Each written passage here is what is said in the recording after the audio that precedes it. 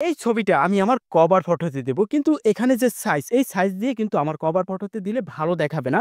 এইজন্য ছবিটা আমি এআই কে দিয়ে দেব এবং এখানে আমি লিখে দেব গোলাপ ফুলের বাগান, ঘাস, সূর্য। তো দিয়ে আমরা জেনারেটর উপর ক্লিক দেব। সাথে দেখুন আমার এই ছবির যে পাশে গোলাপ ফুল নিয়ে আসছে, আমি ঘাসের উপর দাঁড়ানো এবং পাশে সূর্য আছে। তো এখানে আমি যা লিখে দেব ব্যাকগ্রাউন্ডে সেটা আসবে এবং আমার ছবিটা যে সাইজে করতে চাই সেই সাইজেই কিন্তু চলে আসবে শুধুমাত্র এক ক্লিকে। তো আজকের ভিডিওতে আমি দেখাবো আপনারা কিভাবে যে কোনো সাইজে এআই এর মাধ্যমে ছবিগুলো এডিটিং করতে পারবেন। তো সেক্ষেত্রে অবশ্যই পুরো ভিডিওটা দেখবেন। তো এআই দিয়ে ছবির এডিটিং এবং সাইজ করার জন্য আমাদের একটা অ্যাপ্লিকেশন দরকার হবে, যেটা আমরা প্লে স্টোরে অ্যাভেলেবেল পেয়ে যাব। সেক্ষেত্রে সরাসরি চলে যাব প্লে স্টোরে। সার্চ অপশনে আমরা লিখবো হাইপিক। তো আপনারা বানানটা দেখে নিতে পারেন। তো এই যে অ্যাপ্লিকেশনটা, এই অ্যাপ্লিকেশনটা ইনস্টল করতে হবে। তো আমার ইনস্টল করা আছে, আমি ওপেন করে নেব। তো এখানে কিছু পারমিশন চাইতে পারে, আপনাদের পারমিশনগুলো দিয়ে দেবেন এবং নিচে কিন্তু গ্যালারিতে যত ছবি আছে সব কিন্তু চলে আসবে। এখান থেকে যদি আমি পাশে টান দিই, এখানে কিন্তু আমার গ্যালারির সমস্ত ছবি চলে আসছে। তো যাই হোক, এখানে আমি একটা ছবির সাইজ এবং এডিটিং করব। তো সেক্ষেত্রে আমি এই ছবিটার উপরে ক্লিক দেবো। ক্লিক দেওয়ার সাথে ছবিটা কিন্তু ওপেন হয়ে যাবে। এই অ্যাপসে কিন্তু অসংখ্য টুলস আছে, যার মাধ্যমে আপনারা এআই এর মাধ্যমে অনেক ভালো এডিটিং পেয়ে যাবেন। কিন্তু আমি এগুলো দেখাবো না, আমি শুধুমাত্র সাইজ এবং এডিটিংটা দেখাবো। সেক্ষেত্রে এখানে দেখুন অ্যাডজাস্টমেন্ট, এটার উপরে ক্লিক দেবো। এখানে যে ক্রপ অপশন আছে এটার উপরে ক্লিক দেবো। তারপর দেখুন নিচে আছে এআই, এটার উপরে ক্লিক দেবো। এভাবে চলে আসবে। এখানে দেখুন আছে সেন্স এসপেক্ট রেশিও, এটার উপরে ক্লিক দেবো। নিচে দেখুন অসংখ্য সাইজ আছে, আপনি ইউটিউবের সাইজ কোন সাইজ চাচ্ছেন, অয়েল পেপার সাইজ। তো যে সাইজটা আপনি করতে চাচ্ছেন সেই সাইজের উপর ক্লিক দেবেন। তো আমি এখানে একটা সাইজের উপর ক্লিক দিছি। ক্লিক দেওয়ার পর আমি নিচে জেনারেটর উপর ক্লিক দেবো। দেওয়ার সাথে এখানে একটু অপেক্ষা করতে হবে। অপেক্ষা করার পরেই কিন্তু দেখুন আমার এই যে ছবিটা ওই সাইজ অনুযায়ী কতটা প্রফেশনাল ভাবে এডিটিং হয়ে গেল। তো ছবি বাছাই করার জন্য আমাদেরকে নিচে ৩টা অপশন দিয়েছে। এখানে ক্লিক দিলে আমাদের যে ছবিটা দরকার সেই ছবিটা আমরা এখান থেকে নিয়ে নিতে পারবো। তো এটা কিন্তু আমি কোনো কিছু লিখলাম না, সাথে কিন্তু জেনারেট করে নিলাম।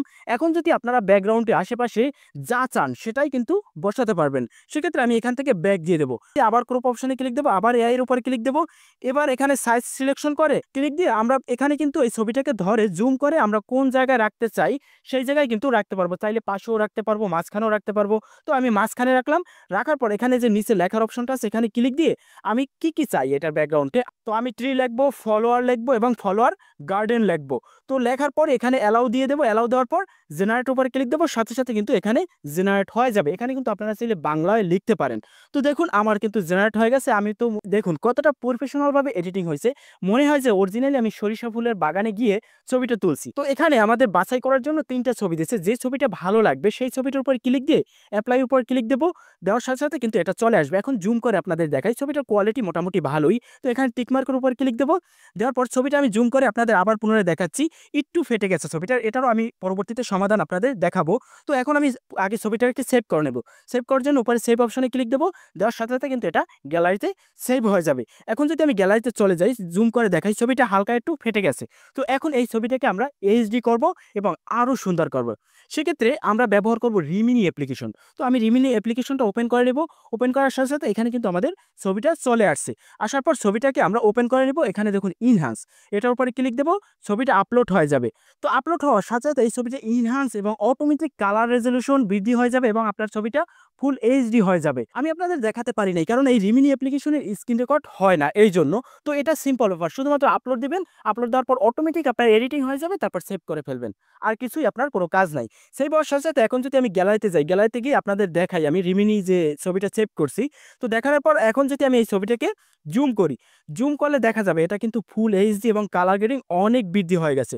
তো এভাবে আপনারা রিমিনির মাধ্যমে কিন্তু ছবিটাকে এইচডি করে নেবেন, তাহলে ছবিটা আরও প্রফেশনাল মনে হবে এবং বোঝাই যাবে না যে আপনি ছবিটা কোথায় বসে তুলছেন। তো এভাবে চাইলে আপনারা এআইয়ের মাধ্যমে প্রফেশনালভাবে ছবিটি এডিটিং করতে পারেন। আপনার ছবির আশেপাশে যা বসাতে চান শুধুমাত্র লিখে দেবেন এবং যদি কভার ফটো অথবা প্রোফাইল পিকচারের ছবির সাইজ নিয়ে দুশ্চিন্তা থাকে সেটাও এখানে আপনারা খুব সহজে সাইজ করে নিতে পারবেন, সেটা আপনার মন মতো। তো এই বিষয়ে যদি আপনাদের কোনো প্রশ্ন থাকে সরাসরি আমার কমেন্ট সেকশনে প্রশ্ন করতে পারেন।